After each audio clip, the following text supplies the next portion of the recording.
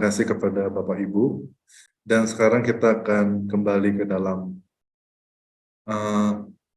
teks kita, pembahasan kita pada hari ini.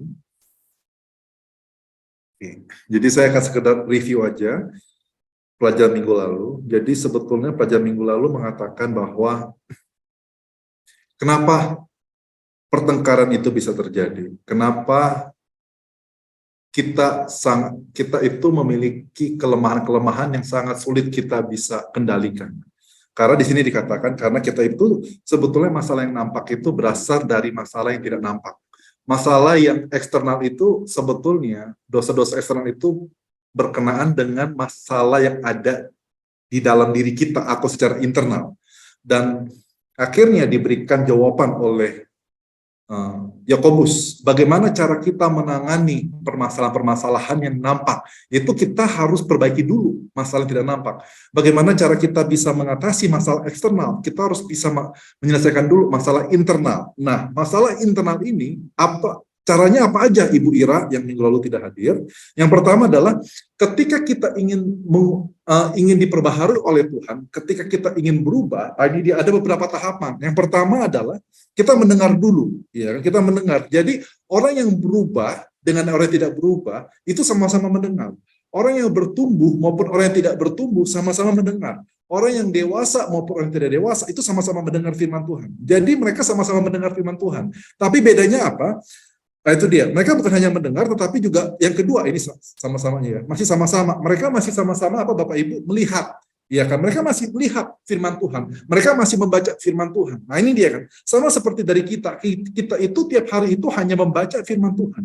Kebanyakan dari Bapak Ibu itu, kebanyakan dari kita itu hanya mendengarkan firman Tuhan ketika kita itu datang ke gereja. Kita itu hanya membaca firman Tuhan ketika kita itu sudah ada jadwal, ketika kita sudah ada schedule. Oke, saya harus baca Alkitab. Kita seringkali membaca firman Tuhan hanya untuk kepentingan target saja, target harian. Pokoknya tiap hari saya harus baca satu pasal. Kalau tidak baca satu pasal, saya akan merasa berdosa. Tapi seringkali kita hanya membaca saja untuk kepentingan target.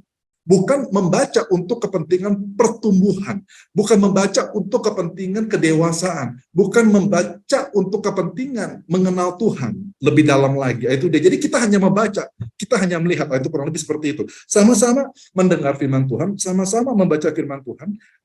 Itu dia persamaannya antara orang yang bertumbuh dengan yang tidak bertumbuh. Tetapi perbedaannya apa? Kalau orang yang bertumbuh, dia itu nggak hanya cukup sekedar mendengar, dia nggak hanya cukup sekedar membaca, tapi dia mempelajari firman Tuhan.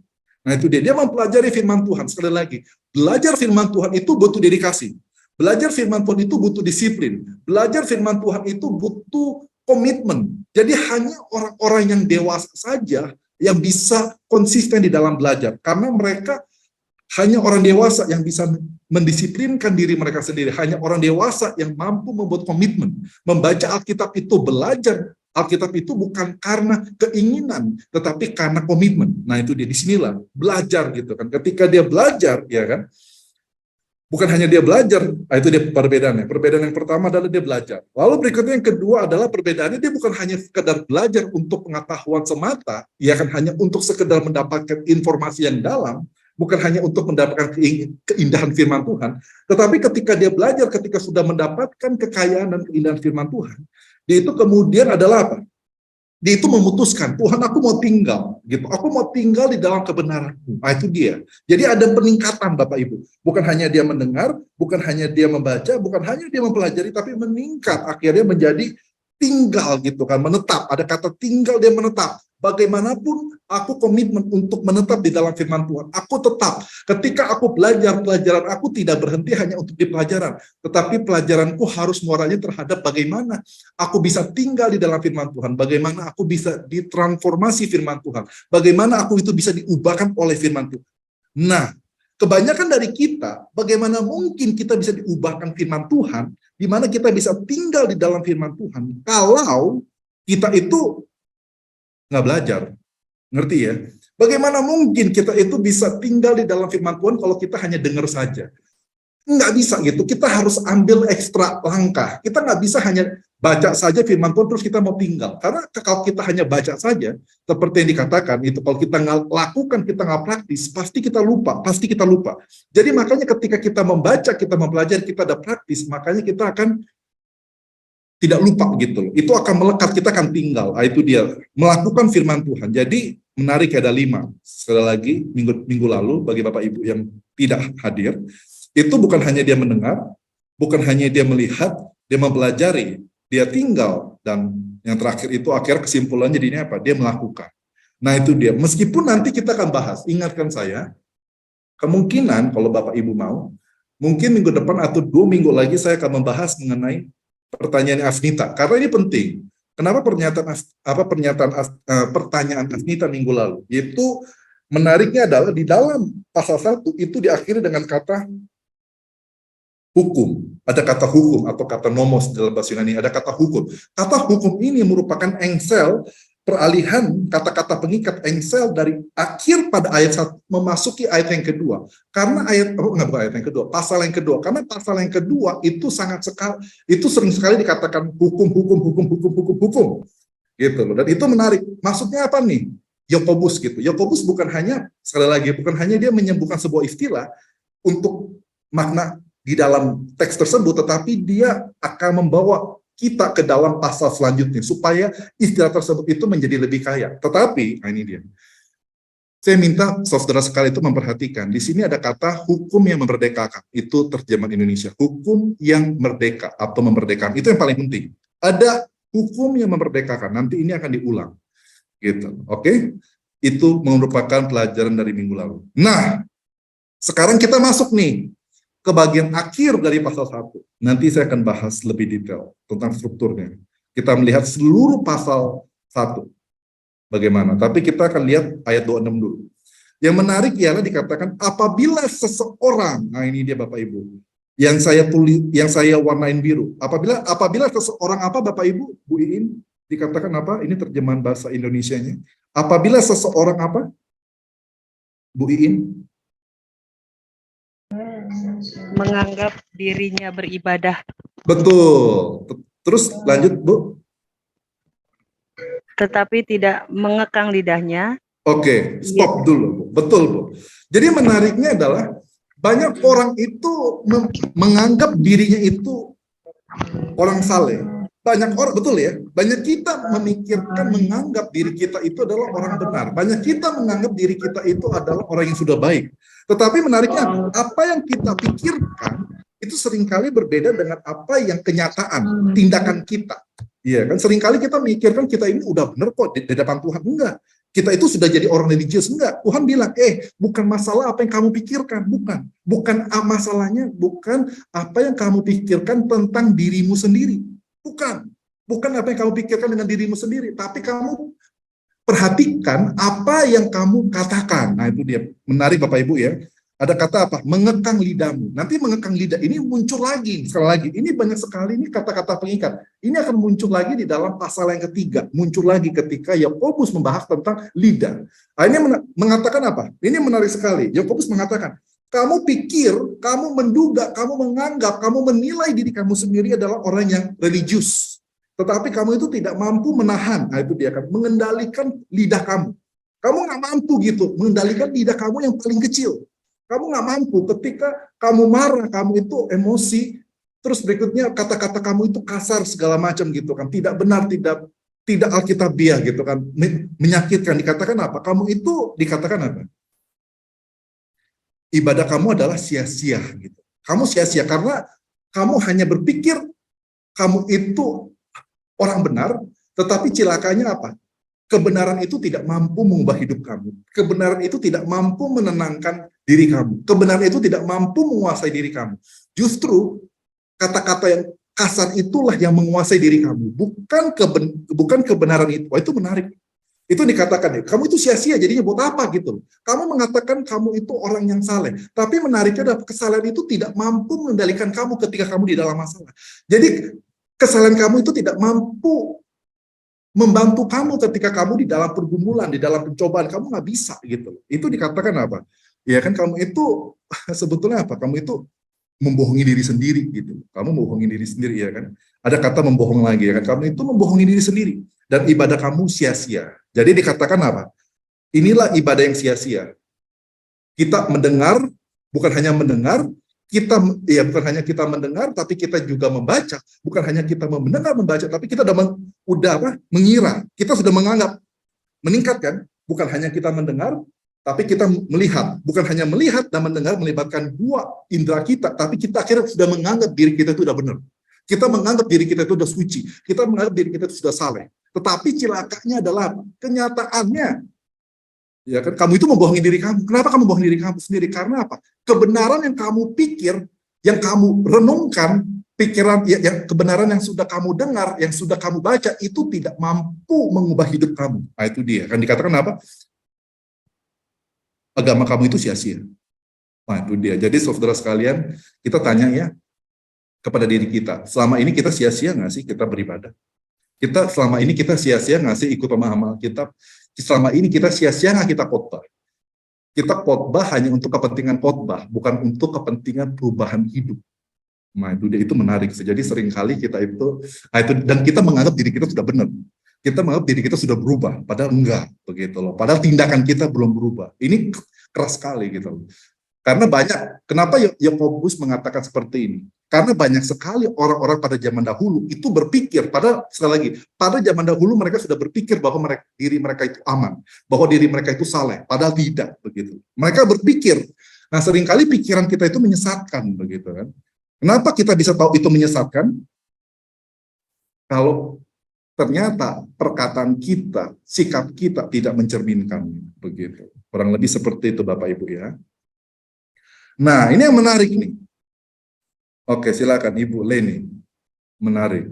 Ketika saya menarik, Ibu Leni langsung menarik sekali mengangkat tangannya. Bapak jawab nanti nggak apa-apa ya, karena kan masih di sini. Jadi kalau nanti dijelaskan selanjutnya nggak apa-apa, saya nunggu. Dulu kan saya pernah tanya, dan itu sejalan dengan pertanyaan Pak Stefanus sepertinya. Kan di sini dijelaskan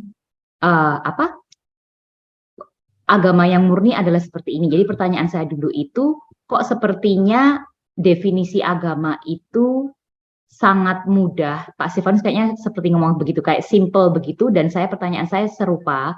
Sepertinya kok definisi agama itu memfokuskan pada perbuatan baik ya, good work. Sedangkan kita kan tahu kalau keselamatan itu kan bukan dengan perbuatan baik. Tapi saya juga sadar nantinya kan Yakobus menceritakan tentang iman tanpa perbuatan adalah mati. Apakah maksudnya nanti Yakobus itu memang ingin menunjukkan, tadi Bapak bilang, kalau iman kita itu tidak menunjukkan action di luar yang sejalan dengan pengakuan kita, makanya dia memakai contoh ini. Kalau agama itu contohnya adalah membantu para janda dan yatim piatu yang berkebutuhan gitu.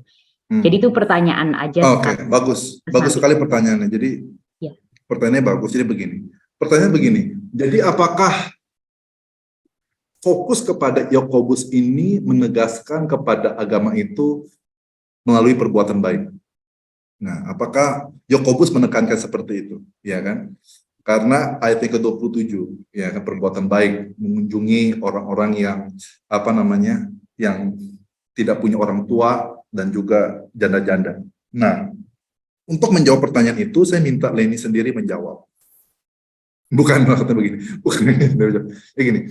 Leni, sebelum saya menjawab pertanyaan Leni, saya minta Leni itu menjawab pertanyaan saya terlebih dahulu. Menurut Leni ya, hubungan ayat 23-25 dengan ayat 26 itu apa? Hubungan ayat 23-25 dengan ayat 26. Kalau misal, atau berikutnya gini, terserah ada hubungan apa enggak. Yang pertama ada hubungan apa enggak. Kalau nggak ada hubungan ya udah berarti nggak nyambung. Atau berikutnya kalau Leni bilang ini ada hubungan nih, ayat 23 sampai ayat 23-25 ada hubungan dengan ayat 26. Kalau ada hubungan, sekali lagi, kalau ada hubungan di mana? Ya. Menurut ada hubungan dulu nggak? Pertanyaan pertama, menurut Leni ada hubungannya apa enggak? Ada Pak, karena kan sebelumnya dia bilang itu 23-24 kalau pakai kata-kata Bapak ya, itu sebagai useless worshipper, jadi seorang penyembah yang sia-sia, dan yang 25-nya adalah penyembah yang efektif. Itu bahasa Indonesia gimana? Jadi penyembah yang benar, yang benar. Jadi Yakobus ingin mengontraskan kalau sebagai seorang yang melakukan firman, maka kamu kamu akan menjadi seorang yang juga ibadahnya adalah murni di hadapan Tuhan, yaitu itu tadi. Jadi hubungannya itu tadi, Pak. Kalau sebagai pelaku, jadi sepertinya Yakobus ingin highlight melakukan tuh contohnya apa, yaitu ibadahmu harus murni, dan ibadah yang murni itu seperti apa di mata Tuhan gitu. Jadi dia sepertinya memberi contoh kalau ibadah yang murni itu ini apa buktinya, bukti luarnya ya Pak ya. Tapi saya yakin Yakobus tidak mendukung keselamatan berdasarkan perbuatan baik ya, tapi sepertinya buktinya keselamatan itu. Jadi hubungannya ayat 23 sampai 25 itu apa? Apanya dari ayat 26? Oh, I see. Itu kan kalau ayat 26, 27 itu kan bukti dari ayat 23, 25, betul ya? Terus ayat 23, ayat 25, apanya gitu? Apanya dari ayat 26, 27? Doktrinnya, ajarannya. Alasannya gitukah maksudnya Bapak? Nggak, maksudnya apa gitu? Maksudnya kalau misalnya ayat 26, 27 itu bukti dari ayat 23 sampai 25. Tapi sedangkan ayat 23 dan ayat 25 sebagai apa dari ayat 26 sampai 27?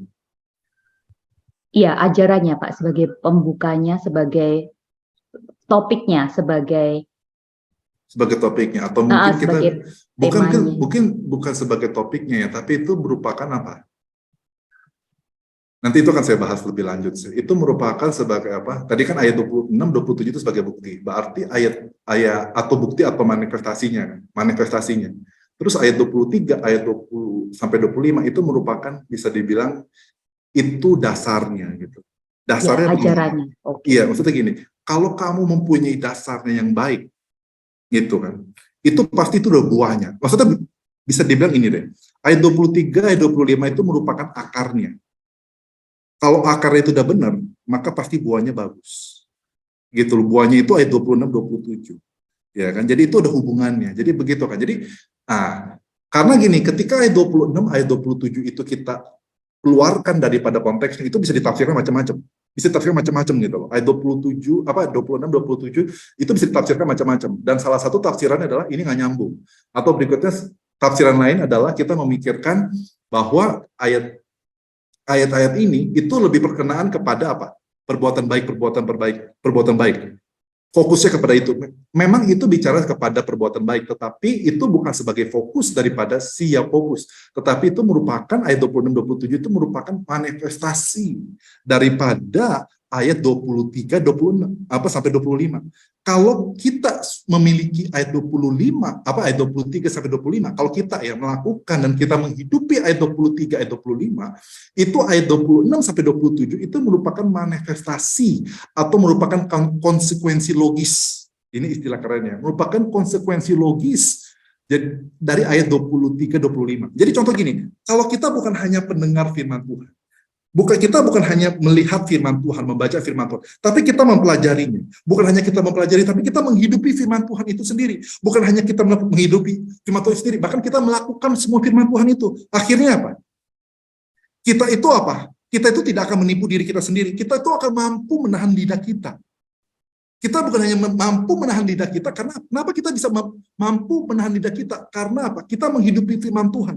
Karena firman Tuhan yang mengendalikan kita, dan kita mau dikendalikan oleh firman Tuhan. Dan kita itu mau menghidupi firman Tuhan. Jadi makanya akhirnya firman Tuhan itulah yang berkuasa menyelamatkan jiwa, dan juga berkuasa menyelamatkan kita dari segala pencobaan, dari segala tantangan, dari segala dosa-dosa lidah. Itu mampu menyelamatkan kita. Ketika kita itu mau belajar, kita itu mau menghidupi firman Tuhan. Kata abide gitu kan, kita mau tinggal, bahkan kita mau melakukan, itu akan ayat 26 itu bahkan kita bisa akan melindungi lidah kita. Kita akan bisa menjaga lidah kita. Itu merupakan konsekuensi logis. Dan akhirnya apa? Iya kan? Kita itu bisa memiliki hati juga untuk mengunjungi orang-orang yang susah, orang-orang yang sesak gitu. Karena apa? Kita sudah menghidupi firman Tuhan yang dikatakan apa? Kasihilah sesama manusia. Yang kita sudah menghidupi untuk mengasihi orang lain lebih daripada diri kita sendiri. Kita sudah biasa untuk tidak egois, kita sudah exercise, kita sudah mau tinggal di dalam itu, mati untuk diri kita sendiri. Kita mau mengorbankan diri kita sendiri, kita mau melawan diri kita sendiri, meskipun kita males, meskipun kita itu lagi kecewa, meskipun kita itu sudah sakit hati, tapi kita mau melawan itu, kita mau melayani orang lain, ya kan? Nah itu dia. Terakhirnya apa? To keep oneself unattainted by the world. Jadi apa?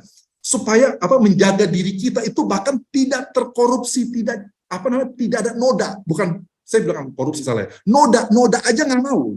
Noda aja nggak mau. Jadi bagaimana kita bisa menjaga diri kita daripada noda dunia? Noda dunia, kita seperti, ini dia Bapak Ibu, kita itu seperti pakaian putih. Sekali lagi, kita seperti pakaian putih, gimana kita itu supaya ketika kita jalan seharian, panas-panasan, keringatan, debuan, banyak asap, bagaimana supaya pakaian putih kita itu tidak ternoda. Kata-kata noda begini, bagaimana supaya kita tidak dinodai oleh dunia, oleh sekeliling kita, bagaimana? Bagaimana Bapak Ibu? Di sini. Bagaimana supaya kita tidak dinodai, bagaimana kita supaya tidak dipengaruhi oleh dunia? Bagaimana caranya supaya cara gimana? Kita mempelajari dan tinggal di dalam firman Tuhan. Betul nggak? Make sense nggak? Bapak Ibu, iya kan? Jadi itu sebetulnya ada hubungannya gitu. Jadi ayat 26, ayat 27 itu merupakan manifestasi atau konsekuensi logis dari ayat 23 hingga ayat 25. Begitu. Makanya ini semua harus dibaca secara keseluruhan. Nggak bisa, memang sepertinya nggak nyambung kan kalau Bapak Ibu dulu ya, mungkin ya. Kalau Bapak Ibu mungkin ada beberapa dari Bapak Ibu ketika baca ayat 23 sampai 25 dengan ayat 26 27 kayaknya nggak nyambung. Ini kayaknya nggak nyambung, enggak, tapi firman Tuhan itu bukan ditulis itu kayak nggak nyambung gitu. Dia asal cerita aja gitu, enggak. Tapi ada polanya gitu yang harus kita lihat, ada strukturnya yang harus kita perhatikan gitu. Ya, itu semuanya saling nyambung. Pak, boleh bertanya nggak, Pak? Oh, silakan. Saya melihat dan membaca kata sifat religius. Tetapi mengapa atau alasan Bapak mengatakan atau membagi dua konteks ini dengan istilah religion? Religion adalah kata benda, agamanya, ya. Sedangkan religius itu peribadatannya. Karena peribadatan yang keliru kepada Tuhan yang benar, agama yang benar, tanda petik ya, kan dia berbicara tentang peribadatan, berarti beribadah secara keliru, tetapi yang diibadahi itu betul, bukan berarti false religion. Tetapi kalau yang diibadahi itu atau subjek yang diberikan peribadatan itu false, salah, bukan Tuhan yang benar, maka itu bisa digolongkan kepada false religion. Jadi kenapa Bapak mengambil istilah religion sebagai topik atau dua judul pembagian ini, sementara ayat di dalam ayat itu adjective religious? Ini pertanyaan saya, Pak. Terima kasih. Terima kasih. Jadi itu sebetulnya itu lebih kalau tentang penamaan itu saya sebetulnya supaya lebih simpel aja sih. Maksudnya memang ya kan terjemahan saya kan juga religius kan, gitu loh. Memang religius itu terjemahan saya. Tapi nah itu dia, bagi saya adalah orang itu dia kan ketika orang memikirkan diri dia itu sebagai sebagai orang yang rohani gitu kan. Orang kan seringkali bilang orang yang rohani sebagai orang yang religius ya kan. Tapi kenyataannya enggak, bagi saya itu langsung menamakan. Jadi intinya begini, semua orang pasti menamakan. Kalau dia menamakan diri, itu saya sebetulnya cuma permainan logika aja sih, permainan logika diksi itu aja sih. Meskipun terjemahan saya itu adalah religious. Tapi kenapa saya pakai religion? Itu sekali lagi hanya logika dan termasuk permainan kata. Karena begini, ketika dia menganggap diri dia itu sebagai orang religius, sebagai orang yang kudus, sebagai orang yang saleh, berarti dia otomatis dia itu memiliki agama dong, ya kan? Karena orang yang agama belum tentu dia mikir gini. Orang yang memiliki agama belum tentu mikir dia itu orangnya religius. Tapi kalau bayangin, itu orang yang punya agama. Bayangkan kalau orang yang berpikir diri dia itu sebagai orang religius, udah pasti dia itu memikirkan saya itu punya agama. Pasti saya itu punya agama, jelas tuh. Saya bukan hanya punya agama, bahkan saya itu menganggap diri saya itu religius. Tetapi menariknya adalah Yakobus mengatakan, kamu yang berpikir seperti itu, ya kan, kamu yang udah ngambil langkah lebih maju, kamu udah memikir udah mempunyai kepercayaan diri lebih maju. Seperti itu bahkan dikatakan apa? Ya kan? kamu itu sebetulnya agama kamu salah, gitu. Kepercayaan kamu salah, gitu. Pemikiran kamu salah, begitu kan? Di situ sih. Sebetulnya itu yang saya ingin sampaikan sih sebetulnya di situ. Dari segi apa namanya? Itu dari segi permainan kata saja, juga dengan permainan dari logikanya si siapa? Si Yakobus. Yakobus, termasuk juga kata religion di sini. Ketika kata religion di sini itu benar-benar, ini dia, karena Yakobus itu menarik. Dia pakai ada bentuk adjektif di sini, betul, tapi di sini juga ada pakai bentuk kata benda, kata sifat, kata benda, adjective, noun. Di sini ada dua dia main, religious dengan religion. Silakan Pak Stefano. Iya Pak, boleh tanya dulu kalau kata religion itu soalnya kita kan terjemahinnya agama ya. Jadi, tapi kan kayaknya Yakobus tidak memikirkan agama di dalam pengertian seperti kita sekarang ketika membaca istilah religion atau agama. Jadi sebetulnya gimana? Kalau diterjemahin terjemahan bahasa Indonesia kan ibadah. Tapi sebetulnya maksud dia apa tuh Pak? Ada hubungannya dengan religiosity gitu kalau mau bahasa Inggris religious, bukan religion tapi religiosity gitu. Iya. Bagaimana dengan kata religion sebetulnya di dalam kitab Yakobus, khususnya di dalam Yakobus 1 ayat 26. Menarik nih. Kata religious di sini, ya kan? Ini memakai, saya kasih lihat deh. Saya kasih lihat ya. Kenapa saya pakai istilah religi? Bapak Ibu perhatikan. Oke, saya kasih lihat dulu bentar. Saya kasih lihat dulu ya bagaimana terjemahan saya. Karena terjemahan saya itu sangat konsisten dengan teks aslinya. Nanti Bapak Ibu, bentar. Saya kasih lihat ini ya. Perhatiin nggak Bapak Ibu, ada kata apa? Saya tulisnya apa? Religi. Betul ya? Religi, betul ya? Yang pertama. Lalu berikutnya bagian yang kedua apa? Religi. Tapi on. Ini religios. Betul ya? Tapi semua sama ya. Religi. Betul ya? Religio. Betul ya? Bapak Ibu, nah saya kasih lihat. Betul, Pak. Nah, saya kasih lihat. Nah, Bapak Ibu sudah bisa lihat belum? Sudah bisa lihat ya? Kalau nas memang kelihatan, Pak. Perhatiin nggak pakai ini? Teksnya, bahasa Yunaninya pakai apa? Treska. Ada treska. Lalu berikutnya saya pakai apa? Treska. Perhatiin nggak? Saya ikutin loh, bahkan ikutin kata-kata yang dipakai. Jadi gini, kenapa saya terjemahan itu dia? Kenapa? Maka saya bilang kan Bu, bahasanya. Jadi ini jawaban saya, maksudnya tadi ketika saya menjawab Ibu Afnita. Kenapa? Bukan hanya dari segi logika, tetapi juga dari bahasanya itu. Perhatiin nggak yang dipakai oleh si Yakobus? Dia itu bermain kata-kata sama nih. Tres sama K, lalu berikutnya tres sama K gitu. Jadi makanya saya pakai religio sama kan. Gitu. Jadi itu sebetulnya permainan kata-kata yang saya sebetulnya ikut sebetulnya Yakobus ketika dia menggunakan bahasa Yunaninya gitu. Dia bermain dengan Yunani dengan kata-katanya gitu. Dari akar kata yang sebetulnya yang sama. Gitu, Pak. Gitu kurang lebih seperti itu. Tapi nanti kita akan bahas lebih lanjut lagi. Ada lagi Pak pertanyaan? Pak, maaf melanjutkan pertanyaan Leni tadi. Atau pertanyaan Bapak kepada Leni malahan.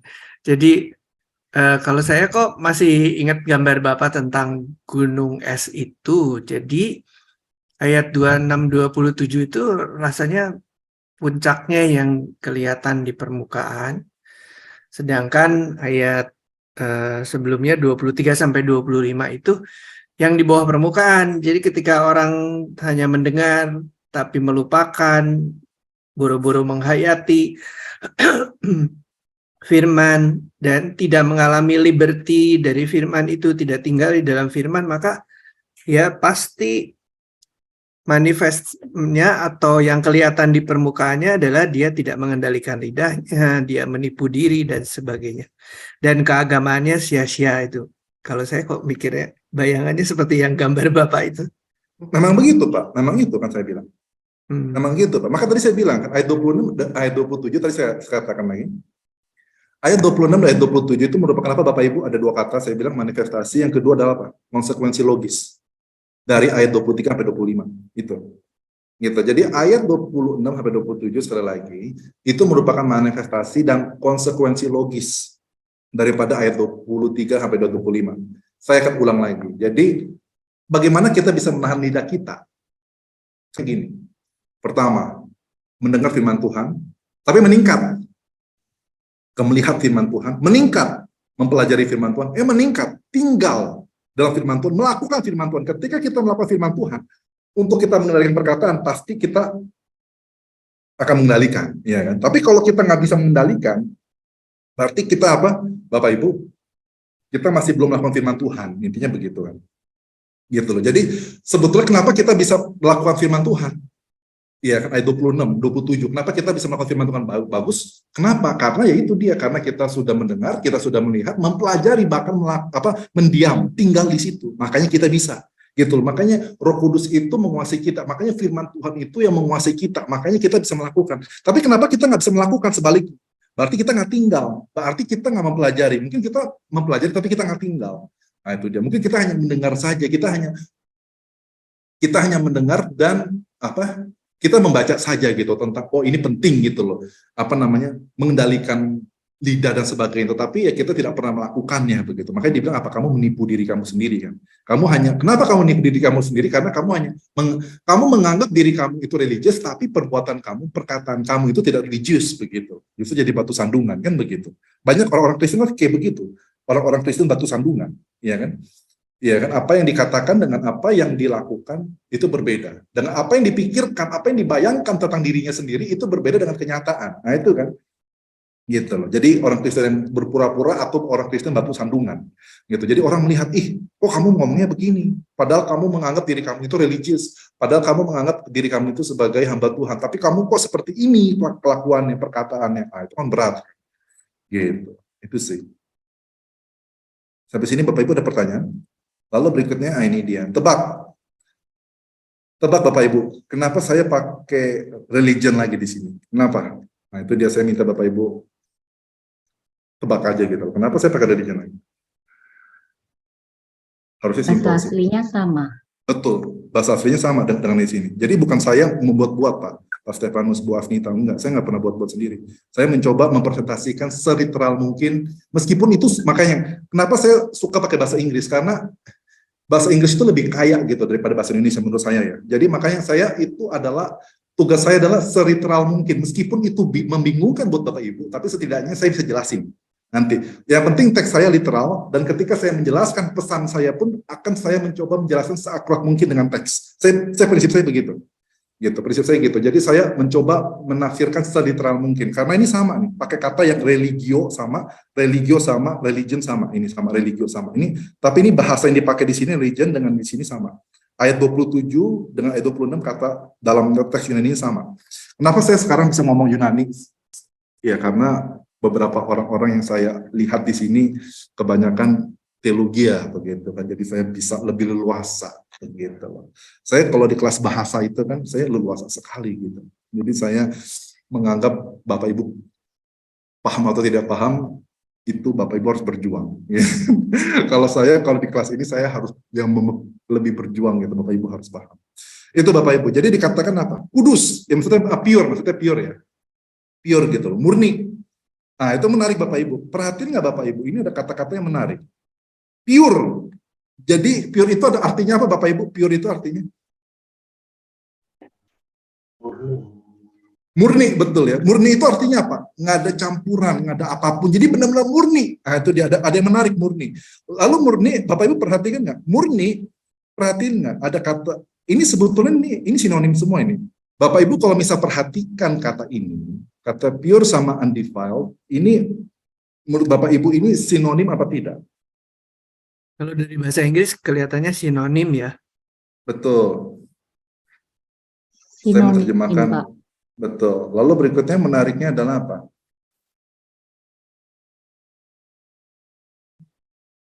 Sinonimnya artinya apa? Murni ya, murni. Lalu berikutnya di sini dikatakan apa? Yang terakhir ini. Murni, ya kan? Jadi nggak kena noda gitu, nggak kena noda. Itu juga murni. Jadi ini murni Bapak Ibu ya, murni dan tidak tidak bernoda, ya kan, agama, ya religion di hadapan Tuhan, ya kan, di hadapan Tuhan dan Bapa adalah ini. Nah itu dia dikasih tahu nih, Jadi kamu mau tahu nih, kalau misalnya kamu mau yang benar itu mau seperti apa? Kamu mau bicara tentang buah, ini mau bicara tentang manifestasinya. Ini kan mau bicara buah, manifestasi, dan ini mau bicara tentang konsekuensi logis. Konsekuensi logisnya apa Bapak Ibu? Mengunjungi. Nah ini menarik, ada kata mengunjungi. Iya kan? Mengunjungi. Mengunjungi. Menariknya apa? Kata mengunjungi di sini itu ditambahin oleh kamus Yunani gitu. Maksudnya apa? Kita bukan hanya sekedar mengunjungi, nggak bisa. Kita kayak mengunjungi orang sakit. Kita nggak bisa hanya sekedar mengunjungi, tapi kita mengunjungi dengan bukan hanya kegiatan, tapi menariknya apa Bapak Ibu? Ada motivasinya. Jadi bukan hanya ketika kita ingin melakukan suatu kebaikan, kata firman Tuhan. Ini menarik ke Bapak Ibu.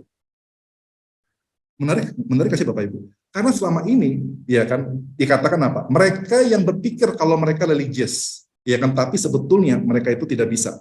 Jadi itu nggak konsisten antara tindakan dengan hati, atau dengan hati dengan tindakan, betul nggak? Dengan eksternal dengan internal itu seringkali kita itu bisa munafik gitu loh. Kita bisa jadi pretending. Tapi sebetulnya kata firman Tuhan itu sebetulnya yang yang bagus itu adalah eksternal, yang baik itu merupakan dari internal. Nah, internal itu apa? Nah, itu dia, kita eksternal itu visit, ya kan? Visit gitu, kita mengunjungi. Tapi internalnya apa? Kita dengan tujuan menolong. Iya kan? Kita dengan tujuan menolong. Seringkali kita mengunjungi orang, berbuat kebaikan bukan tujuan untuk menolong orang itu, tapi untuk menolong kita, untuk mencari popularitas.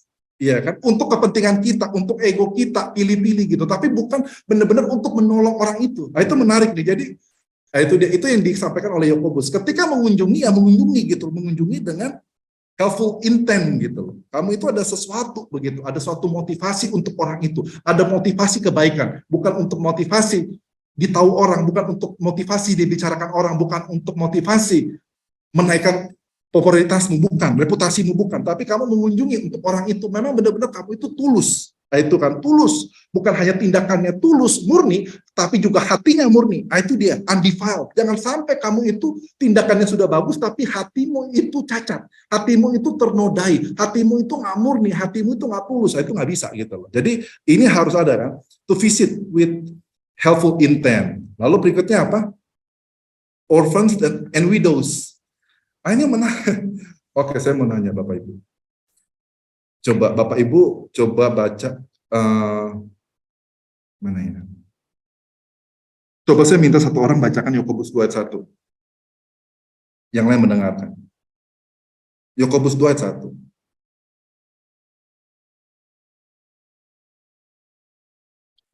Saudara-saudaraku, sebagai orang yang beriman kepada Yesus Kristus, Tuhan kita yang mulia, janganlah iman itu kamu amalkan dengan memandang muka. Bapak Ibu pikir ada sebuah kebetulan nggak Pak Stefan? Kebetulan nggak ayat 2, pasal 2 ayat 1 itu ngomong begitu? Kebetulan nggak? Siapa yang Bapak Ibu mengatakan tidak ada kebetulan? Kasih tahu saya alasannya. Alasannya apa? Bisa chat, bisa ketik di kolom chat kalau misal malu. Hubungannya apa? Kalau nggak salah paham, pure undefiled, unspotted itu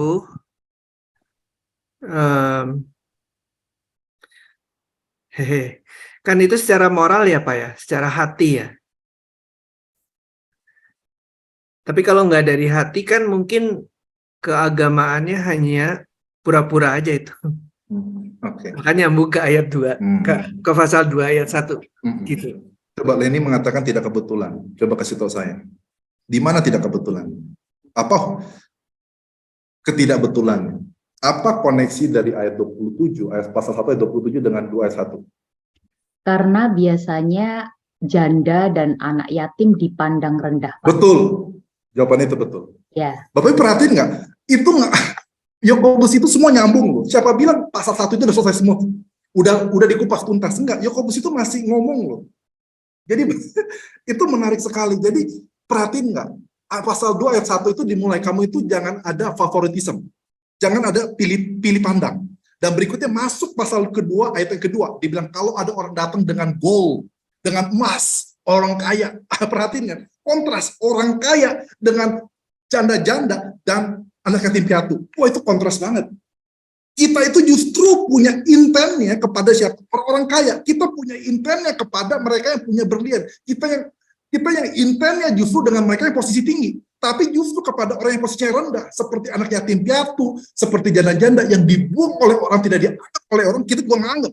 Kita nggak mau bantu, kita anggap sepele. Kita abaikan. Nah, itu dia. Makanya apa? Itu menunjukkan kejahatan hati kita. Kamu itu nggak dengar firman Tuhan. Kamu nggak melakukan firman Tuhan. Ini menarik Bapak Ibu, perhatiin nggak? Ya itu dia, nanti kalau saya udah masuk pasal 2 itu lebih semangat lagi Bapak Ibu. Ini luar biasa. Jadi sebetulnya pasal 1 itu masih belum take off Bapak Ibu. Jadi jangan pikir pasal 1 itu udah take off dan udah selesai. Enggak. Dia itu lagi building untuk take off. Dia lagi jalan gitu, lagi jalan. Tapi dia belum terbang gitu. Dia masih belum take off. Jadi ini masih belum klimaks sih Bapak Ibu. Tunggu gitu loh. Nanti kita akan lihat kekayaan Yakobus di mana kata-kata ini saling mengikat dan saling sinonim dan saling menjelaskan. Makin lama nanti seperti bola salju yang semakin lama akan semakin membunuh akan semakin besar begitu. Nah itu dia, nanti tenang aja, gitu kan. Jadi ini menarik gitu ya. Itu dia, kalau kamu benar-benar memiliki agama yang benar gitu, benar-benar seperti dari Tuhan, kamu ikutin Tuhan, justru kamu memperhatikan orang yang dibuang oleh orang. Justru kamu memperhatikan orang yang nggak bisa bantu kamu balik. Justru kamu bantu orang yang mereka itu nggak bisa ngapa-ngapain gitu. Mereka tidak akan bisa berbuat apapun. Yang mereka itu nggak akan membuat reputasi kamu itu bagus. Mereka itu nggak akan bisa membuat kamu itu menjadi bangga. Mereka itu tidak akan bisa berikan kamu benefits. Nggak ada gitu, nggak ada. Beda dengan orang kaya, pasal 2, nanti akan dibilang pasal 2, itu nyambung Bapak Ibu, itu bagus Leni Hartono, itu udah mulai ngikutin Yakobus ya. Nah itu dia, ini menarik, ini dikontraskan gitu, jadi kita jangan visit orang kaya, tapi visitlah orang yang nggak bisa ngebantu kita, gitu loh, ya kan, seperti orphans dan widows. Menariknya apa? Bantu mereka gimana Bapak Ibu? Pak Stefanus Karnadi bantu mereka orphan dan widows dalam kondisi apa Bapak Ibu? Kesusahan. Betul. Jadi jangan bantu mereka ketika mereka jangan visit mereka ketika mereka lagi senang, jangan visit mereka ketika mereka sudah dapat berkat, jangan visit mereka ketika mereka itu mampu, tapi visit mereka dengan tujuan memampu ketika apa? Memang mereka itu lagi nggak mampu, ketika mereka itu lagi dalam kesusahan, kesesakan. Bahkan terjemahannya itu ada yang mengatakan afflictions atau tribulation. Kamu itu bantu mereka itu ketika mereka dalam penderitaan, ketika mereka benar-benar dalam kesusahan. Itulah kamu kunjungin orang-orang seperti itu. Memang mereka orang susah status mereka, tapi bukan hanya status mereka, tapi keadaan mereka pun harus lagi susah. Kamu kunjungin orang-orang seperti inilah yang biasanya kamu nggak mau bantu kan? Kita maunya kunjungin orang kaya yang lagi kesusahan hati. Kita maunya bantu orang kaya yang ketika ada dalam sedikit pencobaan. Kita mau bantu mereka. Tapi udah orang statusnya udah jelek, rendah, bantunya dalam kondisi rendah, keadaan rendah. Wah itu kita makin jauh lah, janganlah. Kita kunjungin mereka justru apa? Dimintain duit. Ya seringkali kita gitu kan, jangan bantu mereka. Jangan kunjungin mereka. Ntar ujung-ujungnya minta duit. Kita nggak mau direpotin. Justru kita harus mau direpotin begitu. Kalau kita mengasihi Tuhan, kalau kita benar-benar melakukan firman Tuhan, kita tuh justru harus mau direpotin gitu. Nah itu dia. Merepotinnya sengaja. Yakobus itu perhatiin nggak sih? Ngomong itu maksudnya bukan sarkas ya. Maksudnya ini istilah saya gitu loh. Kalau anak muda saya pasti bilangnya sarkas. Tapi kepada Bapak Ibu ini saya bilang apa? Dia itu minta kita itu ngambil langkah lagi. Saudara itu misalnya sudah melakukan 1000 miles. Tapi Yakobus mengatakan, nggak cukup 1000 miles. Saya minta kamu itu tambah 1000 lagi. Jadi 2000 miles. Saya nggak cukup kamu itu berjalan 1000 km. Saya mau minta kamu itu nambah lagi 1000 km lagi. Jadi 2000 km. Nggak cukup. Kamu hanya mengunjungi orang yang statusnya rendah. Tapi juga keadaan mereka rendah. Mantap. Dengan hati kamu itu untuk menolong. Benar-benar mau direpotin. Itu berat Pak Stefanus. Mantap Pak Stefanus kan. Gitu loh. Ya berat Ya. Pak. Apalagi di zaman itu.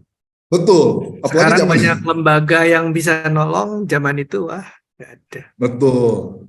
Itu dia betul. Jadi ini dia nih menarik nih. Justru orang-orang ini yang nggak mau ditolong kan. Justru mereka maunya orang-orang yang kaya gitu loh. Itu kontras. Bapak perhatiin nggak? Tamparan. Bapak Ibu sadar nggak sih tamparan si Yakobus? Dan bukan hanya tolong orang yang statusnya rendah, keadaannya rendah. Terus berikutnya, lu jangan lihat orang kaya. Itu benar-benar udah kita di bawah rendah, terus lihat orang kaya dibandingin sama orang kaya gitu loh. Kita kan seringnya kan lihat orang kaya kan. Wah itu dia bilang itu benar-benar tuh kita ditampar habis gitu sama Yakobus itu. Kiri kanan gitu. Kamu tobat gitu kan. Iya kan. Lalu berikutnya dikatakan apa? Bukan hanya ada 2 Bapak Ibu ya, bukan hanya visit Bapak Ibu.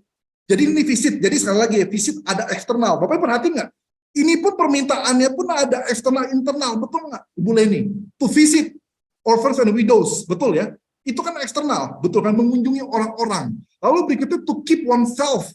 Itu apa? Internal. Itu berkenaan dengan diri kita sendiri. Jadi bagaimana ibadah yang sejati? Nah itu dia. True allegiance. Jadi bukan hanya bersifat eksternal bagus, tapi juga internal bagus. Bukan hanya internal bagus, tapi juga eksternal bagus. Itulah ibadah yang Yakobus sampaikan. Wih, mantap.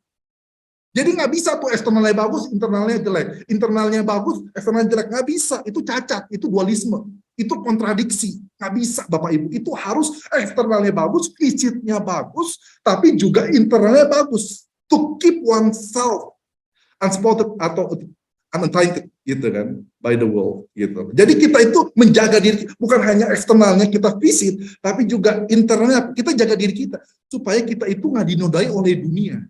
Karena dunia itu seringkali membuat kita itu jadi suka pilih-pilih orang, bantu orang itu melihat orang. Nah, itu dia favoritism. Itu istilahnya si Yakobus, favoritism. Kita bantu orang itu melihat orang.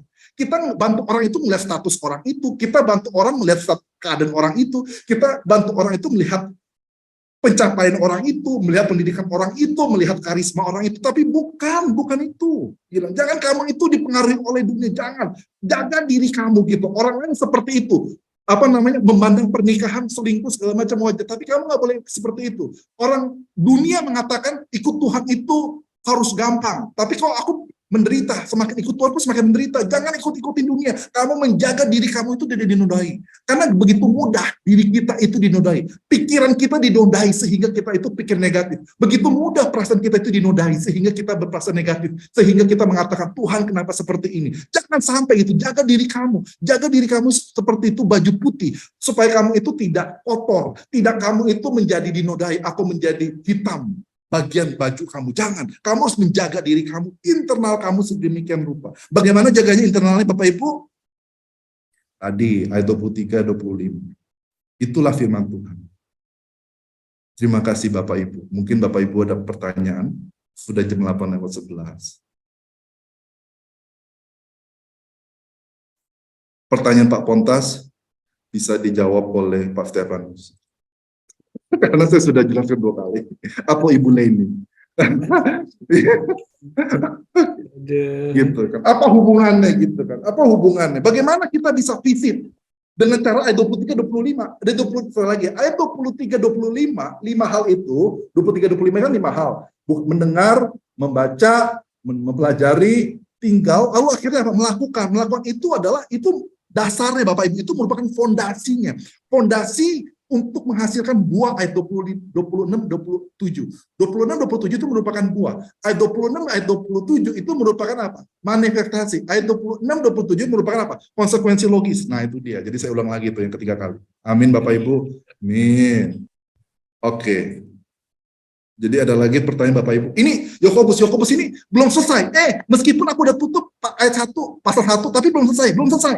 Kamu baca lagi pasal 2, belum selesai Bapak Ibu. Jadi jangan pikir, ini udah selesai. Tentang hati, internal, invisible, udah selesai. Belum. Karena masih lanjut di dalam pasal 2, masih belum selesai.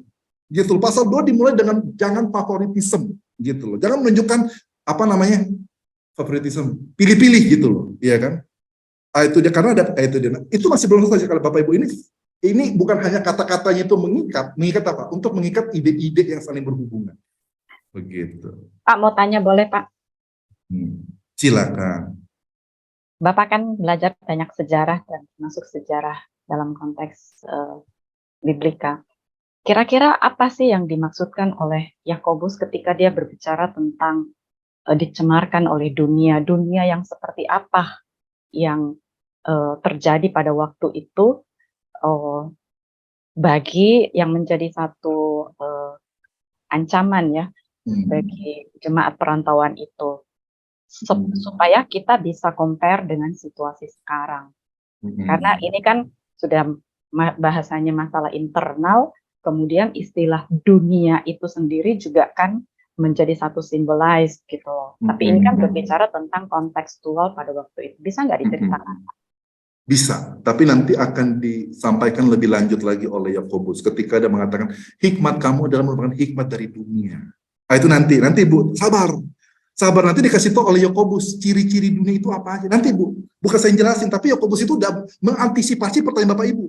Termasuk pertanyaan Asnita itu 2000, 3000 tahun kemudian sudah diantisipasi Yakobus. Yakobus bilang, tunggu sebentar yuk, nanti kita baca pasal-pasal selanjutnya. Ih, hebatnya Yakobus itu.